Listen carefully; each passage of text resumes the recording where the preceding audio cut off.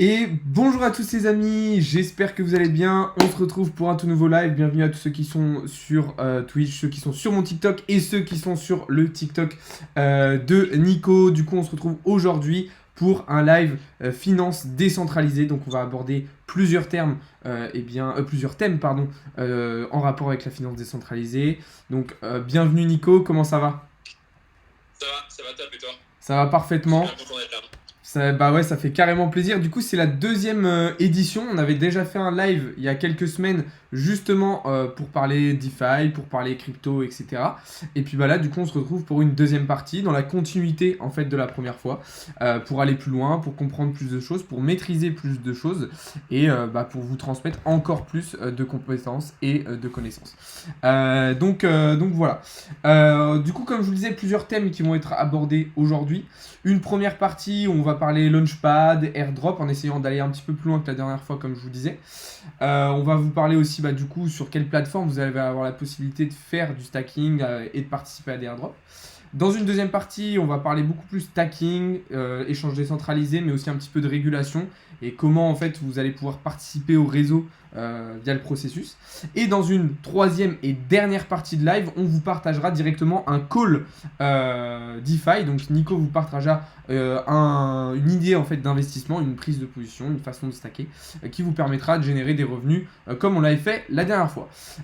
Nico, pour ceux qui n'étaient peut-être pas là la dernière fois, au pire, représente-toi un petit peu rapidement pour ceux qui ne te connaissent pas encore. Et puis après, on va pouvoir commencer direct. Ouais, carrément. Moi, je m'appelle Nico. Je suis parisien. Je suis investisseur crypto depuis 2017. Donc, j'ai fait partie de la vague des shitcoins en fait en 2017. Les cryptos qui n'avaient pas très très bien marché. C'était un peu une vague d'ICO. On en parlera un peu plus tard dans le reste du live. Ouais. Mais en gros, il y a une grande vague d'ICO, donc Initial Coin Offering, en fait, des levées de fonds en fait pour des cryptos. La plupart c'était un peu des rug pools, donc c'était un peu des arnaques. Heureusement, il y en a certaines pour moi qui ont bien marché, donc j'ai continué à investir, j'ai perfectionné un peu mes connaissances.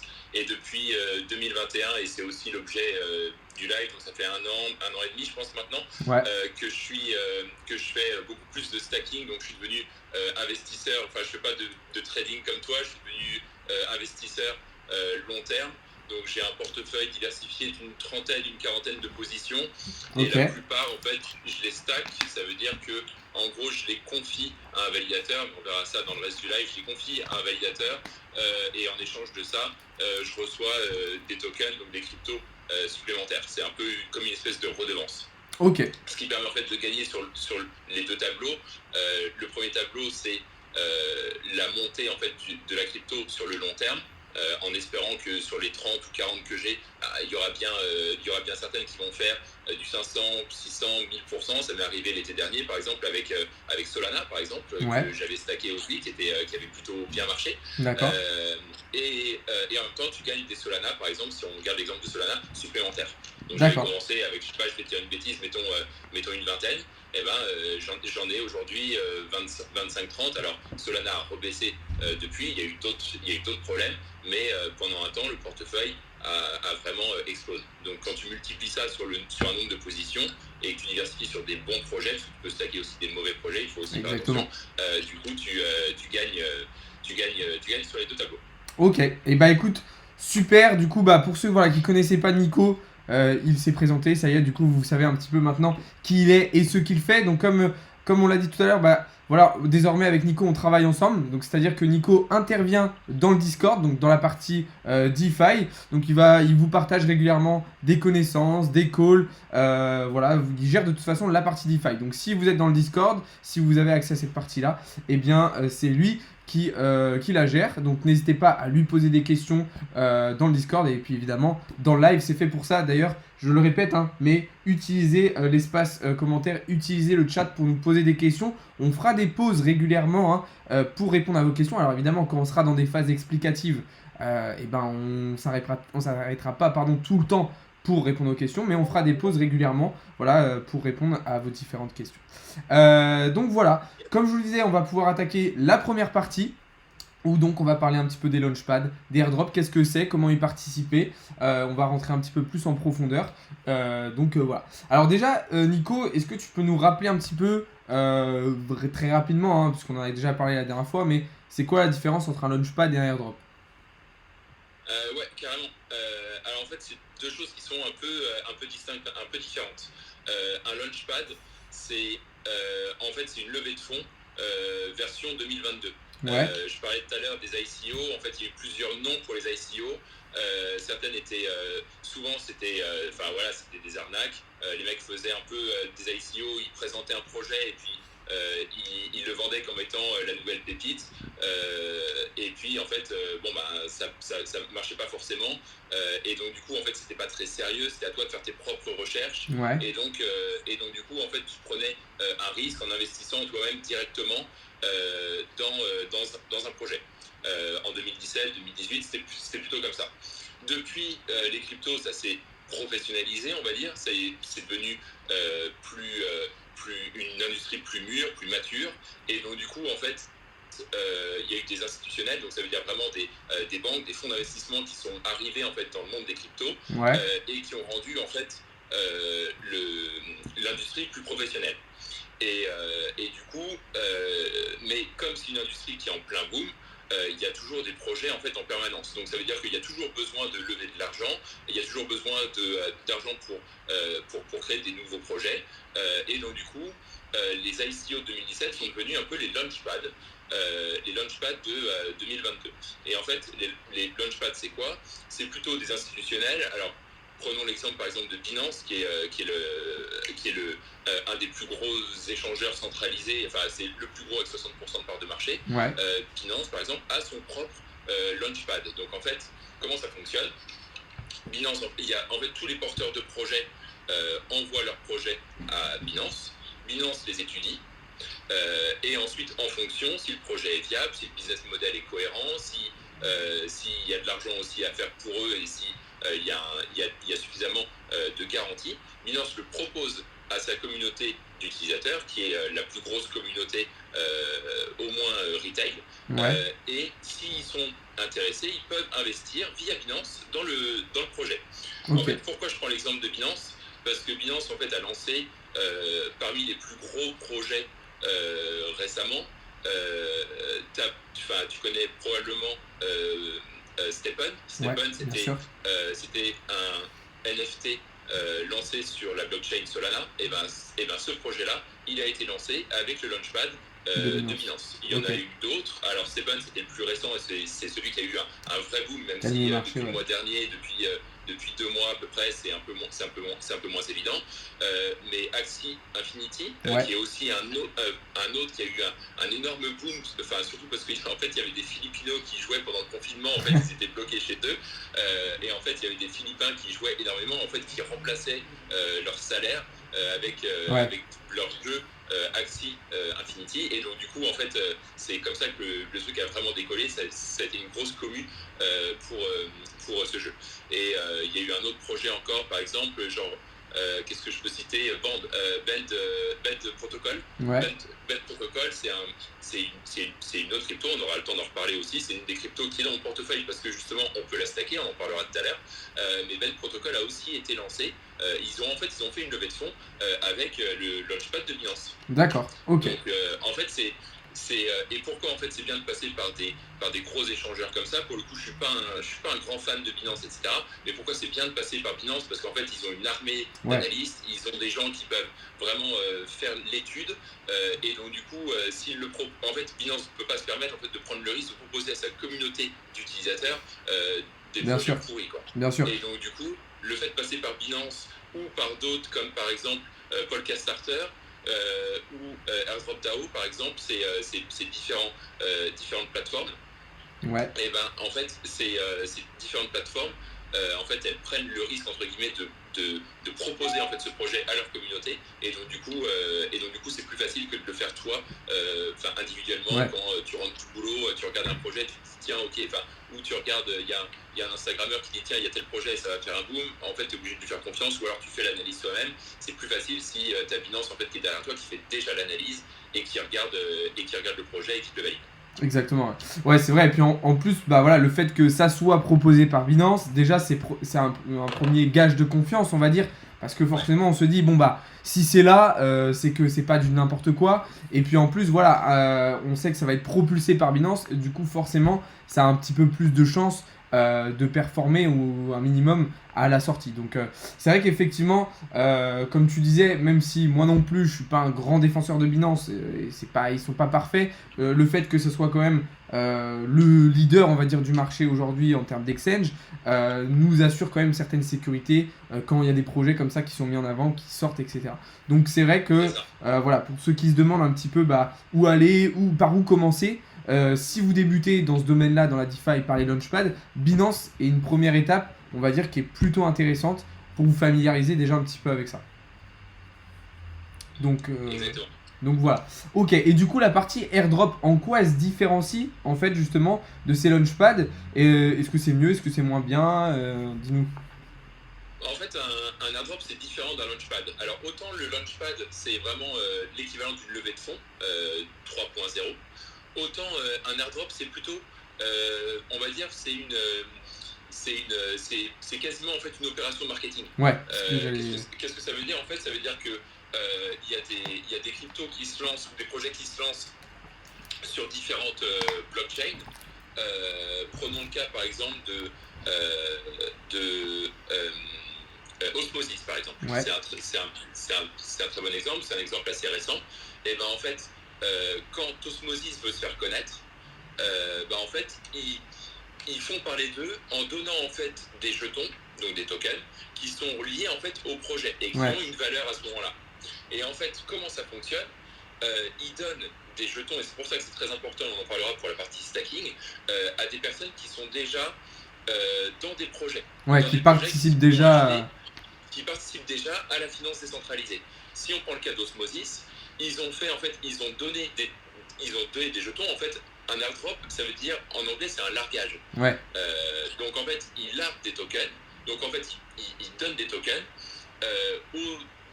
aux détenteurs, aux distributeurs, aux personnes qui sont dans un marché. Et par exemple, dans le cas d'Osmosis, toutes les personnes qui avaient stacké, en fait, qui stackaient du Atom, donc du Cosmos, ont eu droit à un airdrop Osmosis ok. au moment où ils avaient décidé de faire l'opération. Et en fait, pourquoi c'est hyper intéressant, c'est que dans la partie stacking, non seulement par rapport à ce que je te disais tout à l'heure, tu peux avoir des redevances supplémentaires, mais en plus, quand tu participes activement au système, bah, Ouais, tu peux bénéficier d'airdrop, donc en fait des tokens qui sont donnés gratuitement. d'accord. L'airdrop sûrement le plus connu ou qui a fait le plus buzzer en 2022, c'est sûrement le token, c'est sûrement l'airdrop du Helcoin qui a Ouais, été donné à tous les détenteurs de Bored Ape. exactement. Ouais. Toutes les personnes qui détenaient un Bored Ape ont eu droit à je ne sais plus combien, 10 000 Helcoins ou 100 Ouais, 000 Helcoins. Donc après, chacun décide de ce qu'il va en faire. Certains les ont gardés, la plupart les ont revendus. C'est pour ça que quand tu regardes la courbe du Helcoin, ça fait une grosse chute tout de suite parce qu'en fait, les détenteurs de Bored Ape s'en foutent ouais, d'avoir du Helcoin, hein, bien sûr, ouais. ils leur vendent comme ça leur fait du cash. Mais Exactement, ouais. enfin, tu vois, ça c'est typiquement le airdrop sûrement le plus connu de 2022.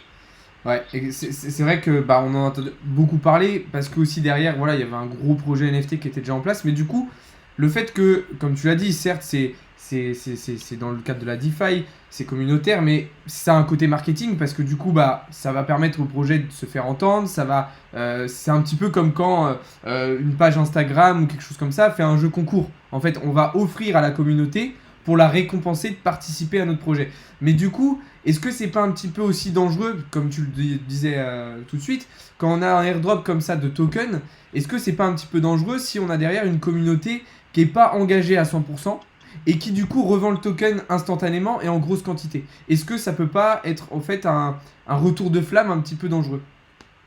Bah, en fait, il n'y a pas tant de retour de flamme que ça parce que c'est un token qui t'est juste donné alors que tu n'as rien fait en fait. Tu as juste participé, mais c'était pas. C'est plus un truc en plus, mais tu l'as pas vraiment fait pour ça. Donc après, tu choisis en fait. Soit Ouais, le token ou la boîte qui est derrière est sérieuse, c'est le cas d'Osmosis, c'est le cas de Yuga Labs pour la partie Apecoin. Mais si la boîte n'est pas sérieuse, bah, en fait, tu reprends le token et puis tu le revends tout de suite. Ouais. En fait, ça, c'est ton arbitrage, c'est ta connaissance de la crypto, en fait. Hein. Ouais, en fait, quand je disais retour de flamme, c'était plus du côté du projet en fait. Est-ce que c'est pas. Ah ouais. Si tu vois, par exemple, on a un projet comme ça qui fait un gros airdrop et qui envoie beaucoup de tokens à la commu, mais que derrière, bah, cette commu-là, elle ne garde rien, tout est revendu, est-ce que c'est pas dangereux pour le projet? Est-ce que ça peut pas le mettre un petit peu en difficulté? Ah, ça peut clairement le mettre en difficulté, mais après, c'est le jeu de l'offre et de la Ouais, demande. En fait, c'est le marché qui va décider. En fait, c'est même quasiment très bien parce que ceux qui s'en foutent vont le revendre ouais, et ceux qui veulent l'acheter parce qu'au contraire, ils croient au projet, ils vont le racheter. Donc, en exactement. fait, tu auras toujours ton jeu d'équilibre entre l'offre et la demande. Ceux qui s'en foutent et ceux qui veulent participer au projet, même certains qui vont vouloir en racheter peut-être en grosse quantité, pardon, qui vont vouloir le restacker aussi par-dessus.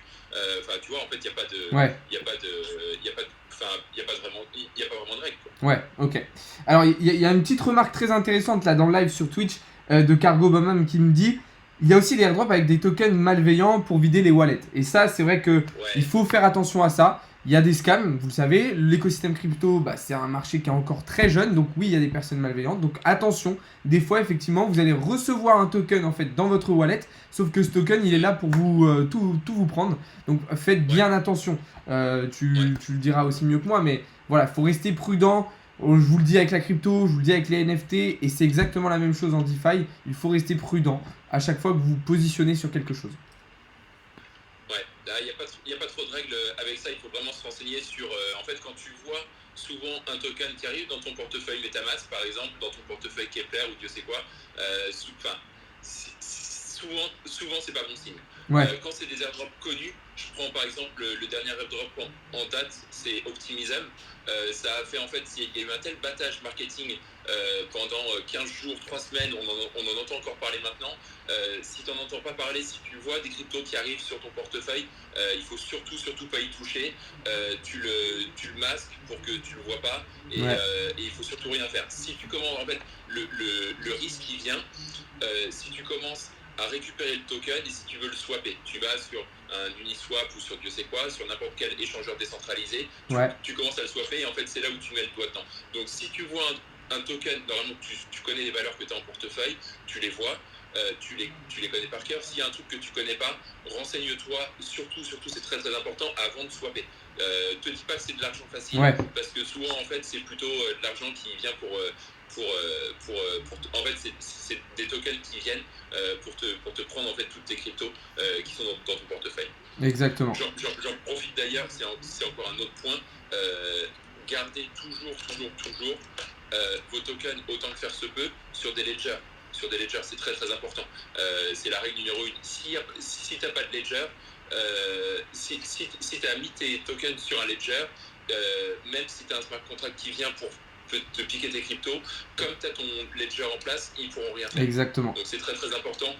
Règle de sécurité numéro 1, tout, autant que faire se peut sur un ledger. Portefeuille MetaMask Ledger, Kepler Ledger, je regarde en même temps certaines applis que j'ai, certains wallets que j'ai. Solflare tu peux aussi, MetaMask tu peux.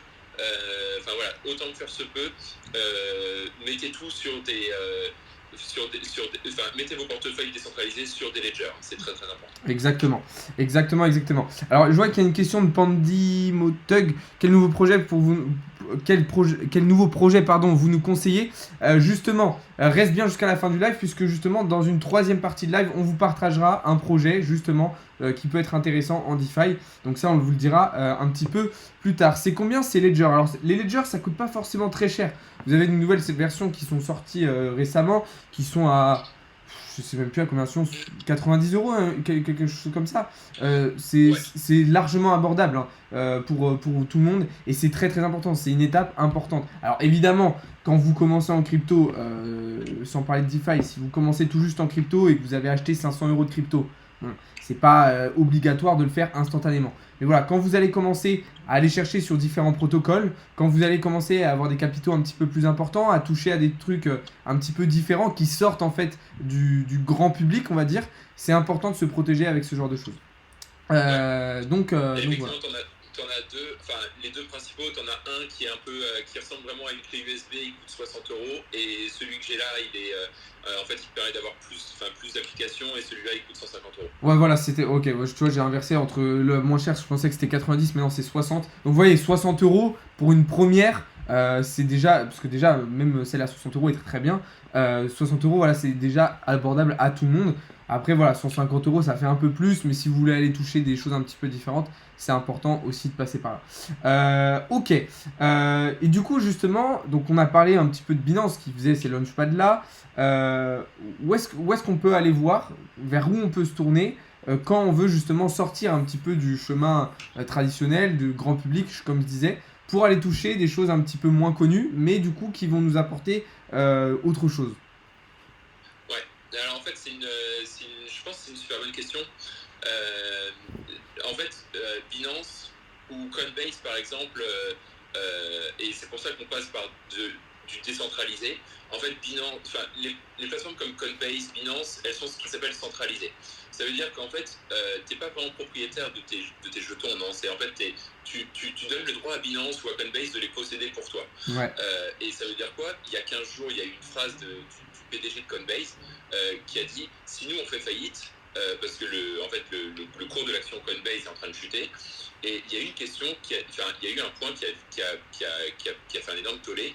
Le PDG de Coinbase a dit si nous on fait faillite, les tokens qui sont confiés sur la plateforme Coinbase, ils partent avec nous. Ça veut dire quoi? Ça veut dire qu'en fait, tu les laisses sur Coinbase, mais tu n'es pas propriétaire. Et Binance, c'est pareil.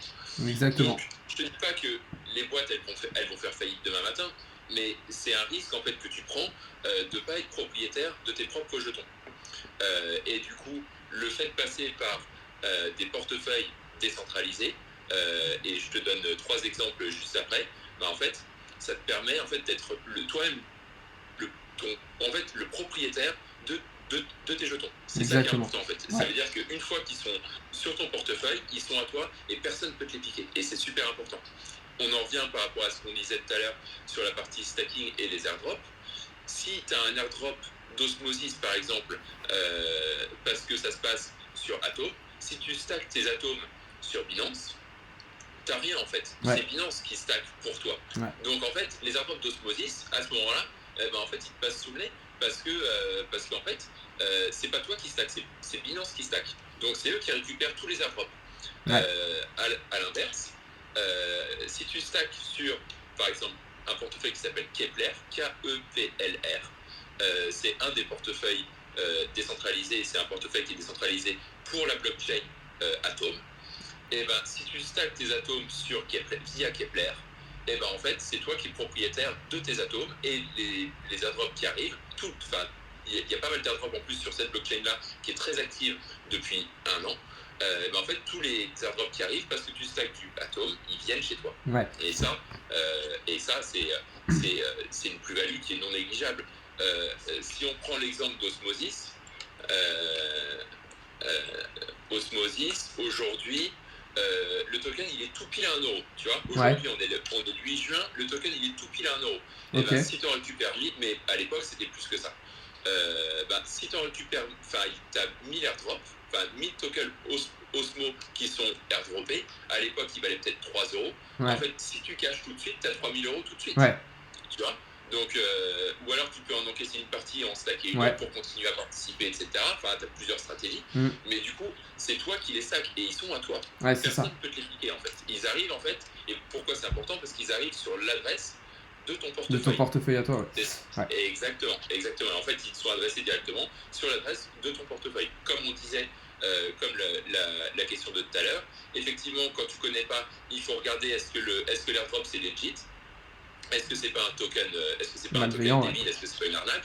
Mais quand c'est des gros projets comme ça, en général, tu es au courant, tu regardes un tout petit peu, tu fais un tout petit peu de recherche, tu vois que c'est legit, que c'est ok. Ouais, bah, c'est vrai que comme tu dis, c'est très très important de bien comprendre ça, que ce soit pour la partie stacking, mais aussi pour l'investissement long terme. Quand vous utilisez des SEX, donc des plateformes centralisées, ça veut bien dire que vos tokens, ils sont sur cette plateforme-là et du coup, ils ne vous appartiennent pas à 100%.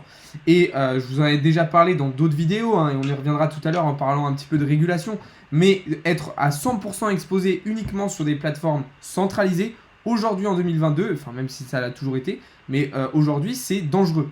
Parce que il y a ce problème-là du fait que vous n'êtes pas 100% propriétaire, mais on en parlera tout à l'heure. Il y a aussi le problème de la régulation, puisque ces plateformes centralisées vont faire face, et Binance l'a déjà fait, mais à des vagues de régulation. On peut, ça a déjà été le cas, voir des portefeuilles qui se font fermer, verrouiller, ou alors la possibilité de plus pouvoir déplacer vos tokens. Donc oui, ça peut être intéressant sur certains points d'être sur des plateformes centralisées. On en a parlé tout à l'heure avec les Launchpad, mais c'est important aussi de vous diversifier sur les plateformes que vous utilisez, sur les protocoles que vous utilisez. C'est très très très important. On le dit tout le temps, ne pas mettre tous ses œufs dans le même panier, dans le même panier. C'est pas seulement ce qu'on achète, ça va être aussi où est-ce qu'on achète pour justement s'assurer encore une fois un plancher de sécurité. Mais ça, sur la partie régulation, on y reviendra un petit peu plus tout à l'heure. Il y a un truc à dire sur la régule. Ouais, exactement. Alors, comment vérifier que les airdrops sont des scams ? Et bien justement, comme on vient de le dire, il va falloir vérifier le token, est-ce qu'il vient vraiment du projet dont vous avez entendu parler et sur lequel vous êtes positionné. Comme tu l'as dit Nico, un projet, voilà, quand ils vont faire un airdrop, généralement il y a une grosse vague marketing autour, donc on sait en fait quand quelque chose va arriver. Donc si à un moment vous ne savez pas d'où et de comment vous avez quelque chose qui arrive sur votre portefeuille, faut vous poser des questions. C'est pas logique, c'est pas normal. Après tu peux, enfin ouais, je pense que c'est déjà une première. Si tu regardes un tout petit peu, tu suis un tout petit peu le monde des cryptos, s'il y a un airdrop d'un gros projet, en général tu vas le savoir tout de suite, quoi. Même ça peut même être aussi con qu'une recherche Google. Est-ce que c'est un airdrop legit ou pas? Et en général, il y a tellement d'articles qui sortent au moment où il y a un airdrop que tu le sauras tout de suite. Ouais, exactement. Alors, juste pour répondre à ta question, Camille, le projet AirTrade, moi je trouve ça très intéressant, mais là, ça va pas concerner le thème du live aujourd'hui, mais personnellement, j'aime bien. Autre question, est-ce que l'Ethereum va atteindre les 1900 $? Là, aujourd'hui, les gars, on est sur un live DeFi, donc je vais pas être devant les graphiques aujourd'hui, on va pas faire d'analyse, donc là, je vais pas pouvoir te répondre. Il y a une question intéressante. De GCRQ qui demande l'avenir des masternodes. Est-ce que c'est intéressant en complément de stacking? Qu'est-ce que tu en penses justement des masternodes? Ouais, carrément. Alors, je n'avais pas vraiment prévu de parler de ça, mais on peut en parler un peu. En fait, c'est exactement ça. Quand tu fais du stacking, en fait, j'aurais peut-être même dû commencer par là. En fait, quand tu fais du stacking, en fait, ça veut dire quoi? Ça veut dire qu'en fait, tu confies en fait tes jetons à un validateur qui va valider les transactions qui sont sur une blockchain pour toi.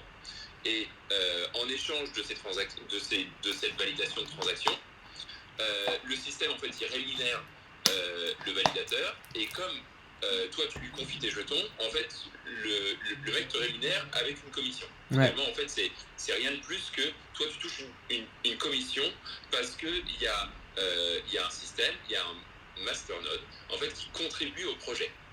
Okay. Donc en fait quand tu es stacker, tu es un peu niveau utilisateur, on va dire. Donc ça veut dire que tu es un investisseur particulier et tu veux participer à un système. Donc en fait, stacker pour toi, c'est en fait le premier niveau de participation à une blockchain, à un système. Le deuxième niveau, c'est un masternode. Donc en fait, ça veut dire que tu vas construire toi-même un masternode, et c'est toi qui va être un des validateurs à qui on va pouvoir confier en fait tes jetons pour en fait d'autres stackers vont te confier leurs jetons à toi. Donc après il faut remplir certaines conditions, il faut que tu aies un serveur, il faut que tu aies une bonne puissance internet, il faut que tu aies de la RAM, il faut que tu aies de l'électricité en permanence. Il y a plusieurs choses. C'est un autre métier. Tu n'es plus investisseur, là tu es vraiment t'es un vrai contributeur du réseau, hein. Exactement. Et donc du coup en fait tu gagnes plus parce que en fait toi tu récupères en fait toutes les transactions et tu donnes en fait juste une commission au stacker, mais c'est toi qui empoches la différence. Exactement. Donc du coup le masternode c'est plus rentable. En revanche, très souvent c'est le cas par exemple pour Ethereum. Il y avait quelqu'un qui parlait d'Ethereum tout à l'heure. Alors on parlait du prix d'Ethereum, mais pas du système, pas de la blockchain. Mais en fait, il faut par exemple 32 Ethereum pour créer un masternode sur la blockchain d'Ethereum. Donc 32 Ethereum en termes de coût, c'est c'est pas neutre. Ouais. Aujourd'hui, un Ethereum, un ETH, c'est à peu près 2000 $. 1900 euros, si je dis pas Ouais. de bêtises. Tu fais x32 en fait pour créer un masternode, c'est quasiment 50 000 euros. Ouais. Quoi.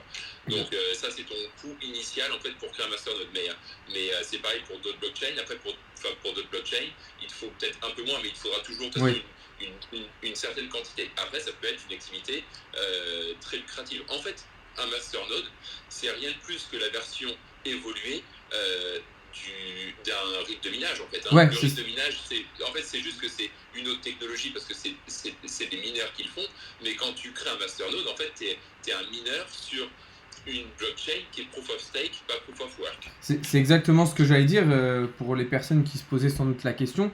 On a exactement ce que va devenir justement Ethereum dans les années à venir. Enfin, dans les années, on ne sait pas exactement quand, mais c'est exactement ça. C'est-à-dire que là, au lieu de mettre à disposition une puissance de calcul avec du matériel informatique, donc des rigs et des cartes graphiques qui vont, elles, valider les transactions sur la blockchain, là, on a du coup directement des personnes, mais qui le font sans l'aide d'un... Enfin, alors, évidemment, il va y avoir besoin d'un ordinateur, comme tu le disais, d'un bon débit internet, etc. Mais on va pas là avoir la partie rig, la partie investissement matériel. Dans tous les cas, de toute façon, on a un investissement, comme tu disais, si on veut mettre en place une masternode, il faut un investissement de base, comme pour le minage, dans tous les cas. Mais effectivement, dans les deux cas, ça peut être des activités qui vont être très intéressantes. Et en plus, moi, ce que je trouve cool, c'est que déjà, c'est lucratif. Et en plus, vous participez au processus, vous participez à l'écosystème et du coup vous apportez vous-même votre petite pierre à l'édifice, on va dire. Donc moi je trouve ça super intéressant. Ok, alors justement, tu vois, on parlait de Celsius juste avant le live, il y a une personne qui en parle et qui dit que Celsius est en faillite. Effectivement, je pense que ça va être compliqué pour Celsius. Peut-être qu'on y reviendra plus tôt en fin de live. Et puis là, on va avancer du coup sur la deuxième partie, même si on a déjà fait un petit peu une transition vers cette deuxième partie, dans laquelle justement on va vous parler... Un tout petit point sur la partie Celsius, puisque justement, on en parlait. Celsius, c'est un échangeur centralisé. Donc du coup, en fait, c'est bien et c'est pas bien. Souvent, en fait, les échangeurs centralisés, ils ont des assurances. Donc ça veut dire que si là ils ont perdu tous leurs ETH, une partie de leurs ETH qui a été confiée, peut-être qu'ils ont sûrement des assurances pour pouvoir rembourser peut-être une partie des ETH perdus aux utilisateurs qui les avaient confiés. Donc ça c'est un côté positif. Le côté négatif c'est que si comme tu dis Celsius ils font faillite, s'ils font faillite et que en fait ils partent avec les tokens et puis tout. Et en fait pour toi c'est terminé. Ouais, exactement. Mais on y reviendra peut-être un petit peu plus en détail sur ce qui s'est passé justement sur Celsius. Est-ce que ça va justement complètement les mettre en difficulté ou est-ce qu'ils vont pouvoir se rattraper? On y reviendra un petit peu plus tard.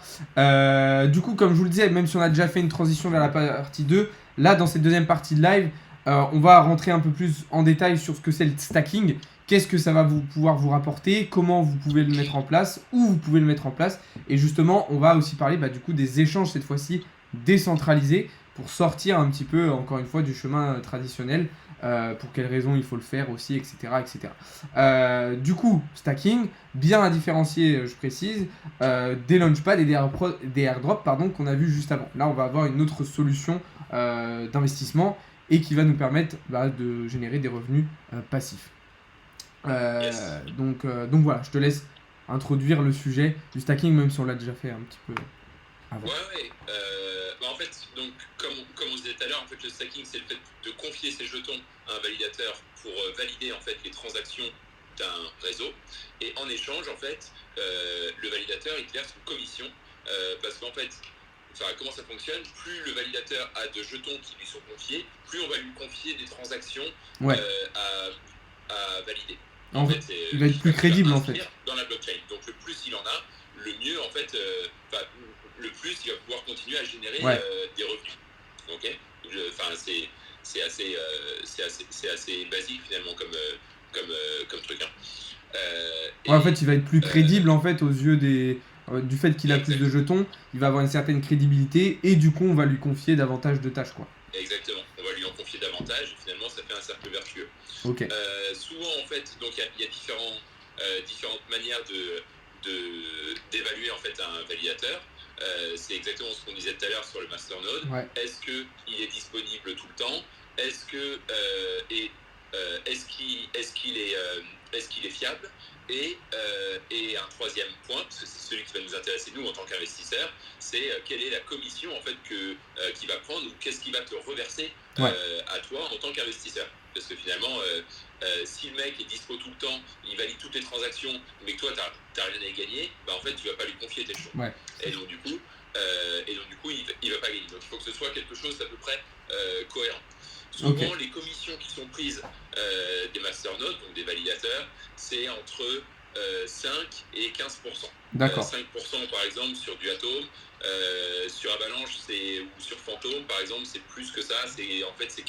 Souvent c'est plate. Après, ça dépend. Et pour certaines blockchains, c'est fixe. Le cas d'Avalanche par exemple, le cas de Phantom, c'est fixe. Le cas de Solana, par exemple, tu as plein de validateurs et chacun décide en fait du niveau de commission qu'il prend. D'accord. Ok. Il y a un autre point en fait qui est très intéressant pour toi aussi en tant qu'investisseur, c'est qu'en fait, en fonction de la crypto que tu vas, du système sur lequel tu vas stacker, souvent tes commissions, en fait, elles varient en fonction des systèmes, elles varient en fonction du nombre de transactions, et tu vas pouvoir gagner entre 5 et 15% du patrimoine, du nombre de cryptos en fait que tu confies, Donc c'est pour ça que en fait c'est hyper intéressant. Tu peux vraiment gagner sur des tableaux, quand tu es investisseur long terme, tu crois en un projet long terme, tu sais que tu vas pas trader, tu vas pas shorter, tu vas pas faire quoi que ce soit. Du coup ça peut être super intéressant. Ok, ça marche. Alors, il y a Camille qui redemande si faire du stacking sur Binance c'est bien ou pas. Alors, on a déjà expliqué un petit peu tout à l'heure, mais justement, pourquoi ça va être en fait plus intéressant de sortir de ces plateformes centralisées, donc comme Binance, pour aller faire du stacking. En fait, donc du coup, c'est un peu ce qu'on se disait tout à l'heure. C'est-à-dire que du coup, en fait, quand tu fais du stacking sur Binance, en fait, c'est Binance qui fait du stacking avec tes jetons et c'est eux qui récupèrent en fait les jetons. Donc toi, en fait, tu récupères de la commission qu'ils prennent déjà. Voilà. À la différence de si tu fais l'effort de sortir de Binance et de stacker avec ton propre portefeuille, MetaMask, ton portefeuille Kepler, etc. En fait, c'est toi qui t'es propriétaire en fait de tes jetons. C'est tes jetons à toi qui sont sur ton portefeuille. Personne peut te les piquer. Et donc du coup, en fait, s'il y a par exemple des airdrops, en fait, ils viennent pour toi. Il y a aussi un autre truc, c'est que sur Binance, tu stackes aussi pour une période limitée en général entre 30 et 90 jours. Alors souvent quand tu stacks de manière décentralisée, t'as pas de limite de temps. Parce qu'en fait Binance ça... D'ailleurs quand tu regardes les différences de stacking, quand tu stacks sur 30 jours, tu gagnes moins que quand tu stacks sur 90 jours sur Binance, mais parfois t'as pas l'option de stacker sur 90 jours. Ça dépend des différents tokens et tout. Alors que si tu le fais toi de manière décentralisée, c'est toi qui décides en fait quand tu les places et quand tu les récupères. T'as pas de limite de temps. Si tu oublies par exemple de restacker sur Binance, en fait le temps que tu perds, c'est du temps. En fait, le temps que c'est pas stacké, c'est le temps que tu perds et c'est de l'investissement perdu. T'as pas ce problème-là quand tu stackes de manière décentralisée. C'est ça, c'est que vu que sur Binance, entre guillemets, on va considérer que Binance c'est un intermédiaire, en fait on va avoir un contrat justement avec cet intermédiaire pendant une durée, comme tu disais, qui est précise, et puis au moment où ça s'arrête, si on est attentif, et si on n'est pas attentif justement et qu'on a oublié ça, en fait le stacking il s'arrête et puis voilà quoi. Alors que vous mettez en stacking, comme on disait tout à l'heure, de l'atome sur Kepler, même si tu oublies que tu en as de l'atome sur Kepler, tu reviens un an après, c'est toujours là quoi, c'est toujours en train de fructifier. Donc là c'est vrai que l'intermédiaire Binance, autant comme on disait tout à l'heure sur les launchpads, c'est intéressant. Là, c'est vrai que sur le stacking, ça l'est beaucoup moins. Donc du coup, si on veut pas utiliser Binance pour du stacking, vers quoi on va pouvoir se diriger justement pour trouver des solutions plus rentables, plus intéressantes, plus longue durée? Vers quoi il va falloir se diriger? Alors là, ça devient un peu plus tricky, quoi. Parce que là, tu sors du système. En fait, l'avantage en fait de Binance et de Coinbase, c'est qu'en fait, pour toi, tu restes sur l'interface Binance ou Coinbase. Tu sors pas et pour toi en fait c'est un peu un one-stop shop. Ça veut dire que en gros tu restes, ils s'occupent de tout pour toi et c'est facile. Quand tu passes dans le monde merveilleux de la finance décentralisée, c'est grave cool, mais en même temps, ça vient avec son lot de complexité. Par exemple, tout ce qui, on parlait d'Atom, par exemple, et du portefeuille MetaMask. En fait, tu peux pas stacker du Atom. En fait, tu peux pas transférer du Atom sur ton portefeuille MetaMask. MetaMask, ça supporte pas cette blockchain là. Donc ça veut dire qu'il faut passer par d'autres portefeuilles. Donc en fait, à chaque fois que tu achètes un token, en fait, il faut savoir sur quelle blockchain c'est et à quel portefeuille se rattacher. Si on parlait d'Atom, en fait, le portefeuille phare, c'est un portefeuille qui s'appelle Keplr, Keplr. Et donc là, tu peux stacker tout ce qui a trait aux tokens qui sont supportés sur cette blockchain. On parlait d'Atom, on parlait d'Osmosis, il y en a plein d'autres dont on pourra parler. Il y a le call qui arrive tout à l'heure, il est sur la blockchain Atom. Donc du coup, ça après il faut faire vraiment ses propres recherches. Le portefeuille, il y a deux portefeuilles phares, on va dire, ou trois blockchains phares. Solana, tout ce qui a trait à MetaMask, Binance Smart Chain, etc. Donc ça sera plutôt MetaMask. Atom, c'est Keplr, et pour Solana, le principal c'est Solflare. SOLFLARE. D'accord. Et une fois que tu as ça, en fait, tu as déjà de quoi faire pour les principales. Après, on peut rentrer dans le détail. Chaque blockchain où chaque appli peut avoir son propre portefeuille. On parlait tout à l'heure de Ben Protocol, on peut citer NIR Protocol, Phantom. En fait, tout ça, c'est un peu ses propres portefeuilles, mais c'est déjà un peu plus avancé. Il faudrait quasiment faire un live dédié pour dire à quel portefeuille est lié telle ou telle blockchain. Mais déjà, un portefeuille MetaMask, un portefeuille Solflare, un portefeuille Keplr, ça fait déjà c'est déjà un bon début. Commencer à stacker, de toute façon, pour ceux, parce que je sais que voilà, il y en a qui étaient sur les NFT avant. Regardez, par exemple sur le NFT, si vous vouliez vous positionner sur des projets qui étaient sur Solana, vous ne pouviez pas utiliser votre wallet MetaMask. Il vous fallait un wallet par exemple Phantom. Inversement, si vous vouliez vous positionner sur les projets sur OpenSea, donc sur la blockchain Ethereum, il vous fallait un MetaMask. Là, c'est la même chose. Toutes les blockchains vont pas être supportées par tous les wallets. Donc voilà, moi si je regarde mes extensions là sur Google, j'ai MetaMask, j'ai Terra, du coup c'est Nami, j'ai Phantom, etc. Il y a Keplr aussi. Donc c'est important de bien comprendre quelle blockchain vous allez utiliser et du coup quel wallet vous allez devoir avoir pour avoir un fonctionnement qui marche tout simplement, parce que sinon ça ne marchera pas du tout. Il y avait une question intéressante tout à l'heure.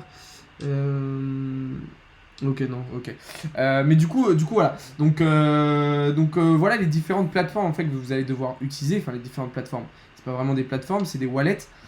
Donc tu as dit Keplr, MetaMask et Solflare qui sont les trois en fait basiques par lesquels il va falloir commencer. Solflare si tu veux faire du Solana, exactement. Ok. Donc après, ce qu'il faut comprendre, c'est que ces wallets-là, ce sont bien des wallets, les amis. C'est-à-dire que ce ne sont pas des plateformes. En fait, vous n'allez pas acheter sur MetaMask. MetaMask, c'est un portefeuille décentralisé qui va vous permettre d'aller justement sur d'autres plateformes décentralisées et de garder vos tokens, par exemple. Mais ne confondez surtout pas Solflare, Keplr ou même MetaMask avec quelque chose comme Binance ou Coinbase. Ok, ça n'a absolument rien à voir. Donc le step exact, en fait, c'est tu transfères tes euros sur Binance, sur Kraken, sur Coinbase. Donc parce qu'en fait ça peut accepter les euros. Tu changes tes euros contre des cryptos, mettons du Bitcoin, de l'Ethereum, je sais quoi, depuis l'échangeur centralisé. Et ensuite, si tu veux aller plus loin dans la DeFi, dans le stacking, etc., là en fait tu transfères tes cryptos sur tes portefeuilles décentralisés et là tu commences à rentrer un peu plus dans le game. Ok, ça marche. Et du coup, alors on en parlait un petit peu tout à l'heure, mais c'est vrai que ça va aussi nous permettre d'utiliser ces différents wallets, ces différents protocoles, de sortir du centralisé et du coup de se protéger, comme on le disait, vis-à-vis de la régulation qui aujourd'hui peut nous mettre en difficulté si on reste trop exposé justement sur ces plateformes centralisées. Ouais, carrément. Alors en fait, En fait, tu as deux risques avec les portefeuilles centralisés. Le premier, c'est que en fait, tu as fait un KYC. Donc, déjà, on sait quitter. Ouais. En fait, on sait quitter. Donc, on a parlé de la partie faillite, donc on va pas revenir dessus. Mais tu as un autre problème avec les échangeurs centralisés, Binance, etc. Je sais pas si tu te souviens, par exemple, en février, janvier-février, il y a eu une grève, un gros mouvement des conducteurs de camions, Ouais. des chauffeurs routiers au Canada. Tu te Ouais. rappelles de ça ou pas? Ouais. Ça, en fait, pour ceux qui étaient impliqués dans la grève, et c'était un mouvement qui, a priori, pouvait être un peu violent, en fait, l'État canadien a décidé de geler tous les actifs des personnes qui avaient été identifiées, comme prenant part à la grève ou au mouvement. Donc ça veut dire quoi? T'es chauffeur routier canadien, t'as acheté du Bitcoin, et en fait on a fait pareil que ce qu'on a fait avec les Russes, sauf que là on est dans un pays libre qui s'appelle le Canada, c'est quand même pas rien. Ouais. Et en fait on a privé en fait ces gens-là parce qu'ils avaient des revendications.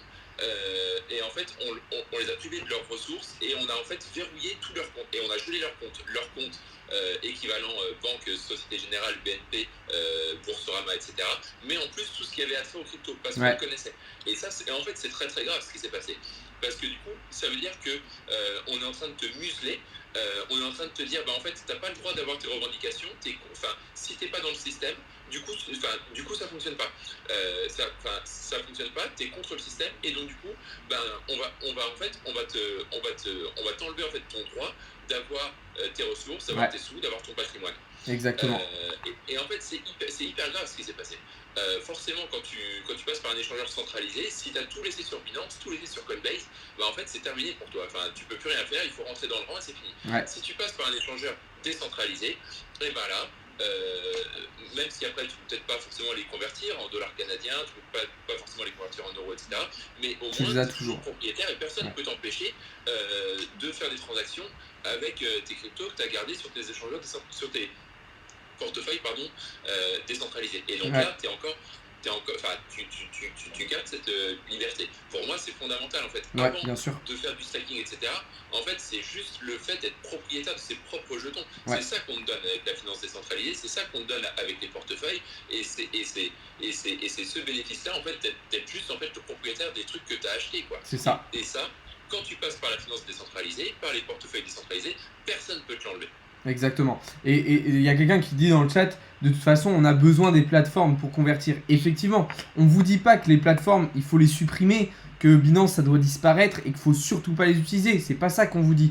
Oui, effectivement, on va avoir besoin de passer par cet intermédiaire pour convertir les monnaies. Mais du coup, on peut considérer que ces plateformes vont servir juste d'échangeurs, ok? Comme un distributeur ATM dans un pays où la monnaie est différente dans lequel vous êtes. Mais ce qu'on veut vous dire, c'est que oui, on va utiliser ça, mais derrière, le but, ça va être de vous protéger un maximum en étant sur des choses où vous êtes anonyme, ok? Et du coup, où vos tokens vous appartiennent et où aucune institution, aucun État ou aucune tierce personne va pouvoir intervenir sur la possession ou non de ces tokens-là, de ces actifs-là. C'est très important. Déjà, d'un premier plan, les cryptos, en général, sont une volonté de se détacher du système traditionnel et de vous redonner en fait je vais pas trouver le mot, mais la propriété en fait, redonner la propriété aux personnes. Mais l'étape d'après encore, c'est de sortir du système classique crypto pour aller vers un système décentralisé et vous protéger un maximum. Donc voilà. Il y a Aquels qui nous a rejoint sur le call et il envoie plein de cœurs. C'est mon premier live. Merci beaucoup, c'est grave cool. Merci à toi. Ça fait plaisir. D'ailleurs, s'il y en a qui sont très intéressés par la DeFi, n'hésitez pas à aller suivre Nico. Hein. Dans tous les cas, vous avez partagé ses réseaux. Ouais, tu avais partagé tes réseaux dans le Discord, Nico. Tu as mis le lien de ton... Voilà. Donc n'hésitez pas à vous abonner. C'est vrai que moi, au quotidien, je fais pas de vidéos DeFi. Toi, tu le fais. Donc s'il y en a qui sont intéressés, allez le suivre. Mais effectivement, très bonne remarque aussi. La France, comme on en a parlé hier, Nico, aujourd'hui, la Binance a obtenu le statut PSAN en France. Donc ça veut dire que maintenant, avec ce statut, Binance en fait transmet les données directement au gouvernement. Donc là encore, boum, on a une barrière d'anonymat qui saute et du coup, on a un rapprochement encore plus fort entre la plateforme et entre le gouvernement. Et c'est pour ça aussi que c'est important de sortir de la centralisation, de sortir des systèmes centralisés pour éviter qu'on ait un gouvernement qui sache, même en crypto, tout ce que vous faites.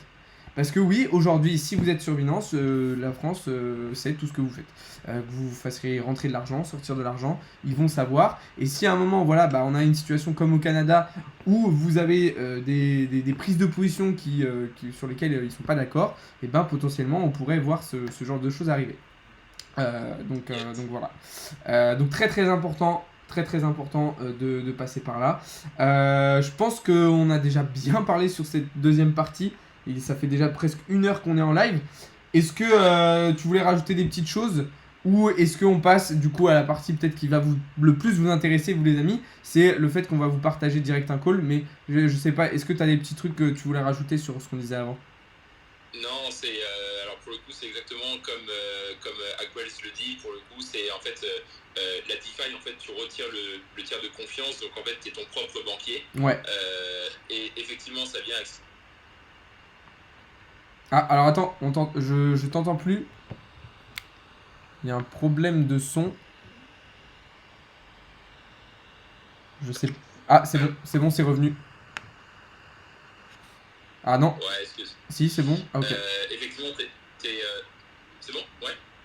T'es propriétaire en fait, donc du coup ça vient avec avec sa dose de risque. Effectivement, le système classique pour répondre à la question d'Aquels, c'est tu achètes sur Binance, sur un échangeur centralisé, ensuite tu as déjà tes portefeuilles Kepler, Metamask, etc. Et donc tu transfères sur ces portefeuilles-là. Ouais, exactement. Il dit t'es censuré vu qu'on t'entendait plus. Censuré, c'est vrai. On parle de choses qui pourraient être censurées. Hein. Peut-être que ça fait, on se met peut-être en danger. Justement, la meilleure façon pour être vraiment décentralisé, c'est ce qu'on vous disait juste avant, Menro là, vis-à-vis de ta question, c'est sortir du système classique. Donc déjà sortir du système classique, donc euro-banque, pour aller vers la crypto. Et ensuite, l'étape d'après, c'est sortir du centralisé, donc via les exchanges centralisés comme Binance, etc. pour aller vers de la DeFi et du coup des choses décentralisées, comme on vient de le dire. Si jamais il y a certaines personnes qui arrivent là maintenant dans le live et du coup qui comprennent pas trop ce qu'on est en train de dire, etc., la rediffusion du live, je vous la mettrai après comme d'habitude sur la chaîne YouTube, donc vous pourrez aller voir ça. Donc ok. On va rentrer du coup dans cette troisième et dernière partie de live les amis, où cette fois-ci Nico va vous partager directement un call, donc un investissement. Alors évidemment ce n'est pas du conseil en investissement, on ne vous dit pas allez-y mettez votre argent là-bas, vous allez voir c'est génial, c'est absolument pas ça. Mais on va vous montrer une solution qui pour nous est intéressante et que vous allez pouvoir utiliser. Mais bien évidemment, faites vos propres recherches, ne foncez pas tête baissée parce qu'on vous a dit de faire ça. Et si vous voyez que avec notre avis et avec vos recherches, vous considérez que c'est quelque chose de bien, alors allez-y. Nico, yes. À toi la parole. Yes. Alors le call, en fait, on va pouvoir en fait reboucler complètement par rapport à tout ce qu'on s'est dit dans tout le live. Le call, c'est Secret, SCRT. Ouais. Alors je vais le partager moi en même temps. Je vais le partager en même temps moi sur l'ordinateur. Comme ça, pour ceux qui sont sur le live Twitch, vous allez pouvoir. Ou peut-être que c'est même mieux que ce soit toi qui le fasses. Du coup, que tu pourras me montrer directement. En fait, je sais pas si je peux le faire parce que je suis avec mon portable là, donc. Non, mais sur le PC. Pour ceux qui seront sur le live Twitch en fait. Ah yes. Attends, une seconde. Et à la limite, même moi, avec mon téléphone, ce que je vais faire, c'est que avec mon téléphone, moi, je vais montrer l'écran du PC et comme ça, ils te verront parler et en même temps, ils verront ce que tu es en train de faire sur l'ordi. Comme ça, ils auront vraiment les deux en même temps. Ça peut être vraiment pas mal, comme on avait fait un petit peu la dernière fois. Yes.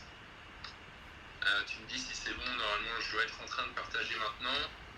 Alors. Voilà, ça devrait arriver tout de suite. Ouais, c'est parfait, c'est bon. On voit ton écran. Nice. Cool. Donc ouais, la crypto du jour c'est Secret, SCRT. Aujourd'hui ça vaut 1,22€. En fait, Secret, qu'est-ce que ça fait? Secret, en fait, c'est par rapport à ce qu'on disait, les échanges centralisés et décentralisés. Ouais. En fait, ça crée une clé privée supplémentaire pour tous les protocoles. Et donc, du coup, ça sécurise en fait la blockchain et ça te rend encore plus anonyme. D'accord. Pour certaines transactions, tu veux pouvoir garder un anonymat. Et donc, du coup, Secret développe en fait une application qui te permet en fait de garder cet anonymat pour certaines transactions. D'accord. Donc en fait c'est hyper important, c'est vraiment tout ce qui concerne la vie privée. En fait tu veux pas qu'elle soit exposée à tout le monde sur le web, et donc du coup Secret ça te permet de faire ça. D'accord. Tu peux acheter du Secret sur Binance par exemple, donc en fait on boucle sur exactement ce qu'on s'est dit. D'accord. Tu mets tes euros sur Binance et tu peux acheter tes secrets. Alors, il y a probablement pas que sur Binance, je suis sur CoinMarketCap, mais tu peux aussi l'acheter sur KuCoin ou sur Kraken, tu vois. Ok. Tu as différentes possibilités. Une fois que tu as ça, donc en fait, tu peux les laisser sur Binance, et donc du coup, en fait, tu laisses la propriété à Binance. Hein, d'accord. Tu laisses la possibilité en fait à Binance, tu confies en fait ton jeton Secret. Ou alors, tu peux le stacker sur un portefeuille Keplr, parce que du coup, en fait, c'est sur la blockchain Atom. D'accord. Tu vois, là par exemple, je sais pas si je partage mon écran. Ouais, on voit. Je peux montrer ma position. Tu vois, j'ai acheté pour environ 500€ de Secret il y a 1 ou 2 jours. Ouais. Peut-être hier ou avant-hier, parce que du coup, c'est mes recherches que j'ai faites, et donc du coup, moi je suis à l'aise avec ce montant-là, etc. Chacun met son montant s'il veut le faire, d'accord? Il n'y a pas c'est pas un conseil en investissement. Et du coup, tu peux le stacker, et tu vois, tu peux gagner par exemple jusqu'à 23,39% par an. Ok, oui, donc ça. Le jeton SCRT, donc ça peut être extrêmement lucratif si tu le souhaites, quoi. Effectivement, ouais. Donc voilà, donc en fait, je rappelle le process, hein, tu achètes tes secrets sur Binance, tu les envoies sur ton adresse ici, Ledger, en cliquant sur ton adresse, tu envoies, et ensuite tu cliques sur ce bouton là qui s'appelle Stake, et du coup après tu choisis un validateur et tu stacks les jetons. Ok, et voilà, super. Le tour est joué. Du coup, là, on a clairement une solution qui est accessible à tout le monde. Hein. Vous voyez que là, c'est en termes de simplicité, en DeFi, on est sur vraiment quelque chose d'assez basique. Ok, vous achetez une crypto quelque part, vous l'envoyez sur un wallet décentralisé et vous la stackez. Donc là, vous voyez qu'on a quelque chose d'abordable. La DeFi, c'est pas que des trucs super compliqués où on se prend la tête. On a des choses assez simples comme ça. Est-ce que tu vas le call, tu comptes le partager dans le Discord aussi après, comme tu avais fait la dernière fois? Ouais, carrément. Ouais, carrément. ok. Donc, pour ceux qui veulent, pour ceux qui n'ont pas pu venir sur le live. Ouais, carrément, c'est ce que j'allais dire. Voilà, on peut partager ce call-là.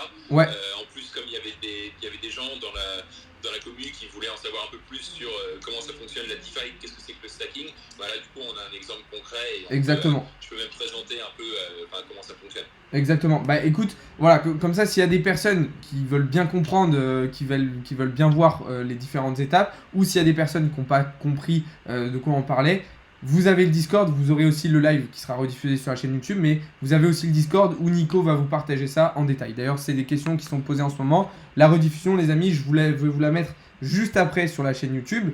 Vous avez le lien dans ma bio, donc vous pouvez aller checker ça. Et puis vous avez le serveur Discord où aussi Nico, comme je vous disais en début de live, intervient et vous partage ce genre d'informations comme on vient vous le montrer. Alors il y a une remarque intéressante de MetaVerglas qui nous dit « Mais on est en bear market les gars, pourquoi vous achetez des alts ?» Mais vous voyez que c'est pas parce qu'on est en bear market que ces altcoins on peut rien en faire. Effectivement, on est en bear market, le prix est bas, les altcoins n'évoluent pas forcément. Mais derrière, ça ne veut pas dire qu'on peut rien faire avec ces altes-là. Et c'est justement dans ces périodes-là de bear market qu'on va pouvoir faire fructifier ces altcoins un maximum. en les positionnant et en les envoyant vers du stacking, donc en finance décentralisée. Et c'est très très important de faire ça pour plein de raisons qu'on a déjà évoquées, mais aussi pour ça, puisqu'on est en ce moment dans un marché qui évolue peu, donc autant en profiter, quoi. Après, t'as raison, c'est plus risqué. C'est plus risqué, c'est vraiment un parti pris. Il faut être à l'aise avec ça. Ouais. Et il faut garder une vision long terme, mais comme tu Bien dis, c'est sûr. beaucoup plus risqué. Peut-être que Secret, ça va se casser la gueule. Et dans un mois ou même demain, comme Terra, ça vaut plus rien. Et si demain ça fonctionne, j'aurais fait un bon pari et en plus j'aurais pu en acheter un peu plus parce qu'on est en période de bear market. Ouais. Si demain en plus je stack et que j'en ai encore plus, du coup j'aurais fait un pari gagnant. Ok, c'est vrai que c'est comme tout investissement, dans tous les cas ça va être une prise de risque. Voilà, encore une fois, aujourd'hui on est sur un marché jeune, donc oui, les altcoins aujourd'hui, il y en a certains qui souffrent, il y en a certains qui vont sans doute pas se relever, mais voilà, si justement vous diversifiez, forcément sur votre diversification, il y en a qui vont se relever, qui vont reperformer, et vu qu'en plus vous les aurez fait fructifier avec des solutions de stacking, vous allez en tirer un bénéfice intéressant. Alors je te redonne du coup, je te réponds une nouvelle fois à ta question, le lien de la chaîne YouTube, il est dans la bio les amis, donc vous pouvez y accéder facilement. Il y a une personne qui demande s'il faut les stack 4 ans environ avant d'être rentable. Clairement non, enfin je pense que tu vas y répondre mieux que moi, mais on n'est pas obligé d'attendre autant de temps avant qu'une solution de stacking soit rentable. Non, puis en fait il faut définir rentable. En fait c'est quoi rentable? À partir du moment où en fait tu arrives à les faire travailler, c'est toujours plus que si tu les gardais juste dans ton wallet et qu'ils faisaient rien. Donc en fait c'est déjà rentable à partir du moment où tu fais la démarche de si tu en achètes 100 et que tu commences à stacker et que tu en as 101, en fait c'est déjà rentable. Enfin il faut définir rentabilité. Après effectivement le temps que ça double, il faut attendre peut-être quelques années, ça dépend du taux. Bien sûr. Si tu stacks à 5, si tu stacks à 5%, il va peut-être te falloir une quinzaine d'années avant que ça double. Si tu stacks à 20%, en 4 ans, effectivement, c'est fait. Donc après, ça dépend. Quoi qu'il en soit, c'est toujours mieux si tu as prévu de les garder, parce qu'il y a quand même cette vision long terme, mais si tu as prévu de les garder, de les stacker pour faire travailler en fait tes tokens. Ouais. Dans tous les cas, voilà, effectivement, rentabilité, qu'est-ce que ça veut dire? Mais à partir du moment où déjà un token, vous l'avez et il prend la valeur, ou alors vous gagnez des unités, vous êtes déjà rentable en fait, déjà à partir de ce moment-là. Et même si pendant un court instant, il perd de la valeur, ce token, si derrière vous en engrangez davantage, le moment où il va reprendre de la valeur, vous serez 2 fois plus rentable. Alors il y a une question, les exigences du stack, quelles sont-elles? Quelles exigences on va avoir pour justement être entre guillemets éligible au stacking? En fait, il n'y a pas besoin d'être éligible au stacking, ça ne fonctionne pas vraiment comme ça. À partir du moment où il n'y a que sur Avax où il te faut un nombre minimum de 25 Avax pour commencer à stacker. Autrement, c'est la seule blockchain à ma connaissance où tu as un minimum requis. Autrement, tu vois, tu peux prendre du secret, tu peux stacker à partir de 2 secrets. Et tu as vu, je pense que 2 secrets ça vaut 2 euros, donc tu peux commencer à stacker à partir de 2 euros. Après, attention, il y a quand même des frais de transaction, etc. Bien sûr. Tu ne veux pas le faire avec un ou deux parce que tu auras toujours des frais de gaz. Les frais de gaz, c'est les frais de transaction sur la blockchain. Mais bon, à part ça, il n'y a pas de minimum. Et il n'y a que sur Avax aussi que c'est bloqué pour une période donnée.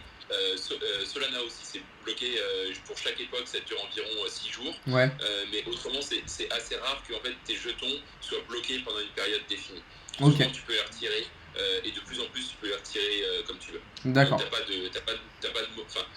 T'as de moins en moins de contraintes où en fait tes jetons ils sont bloqués ou tu peux pas les récupérer. D'accord.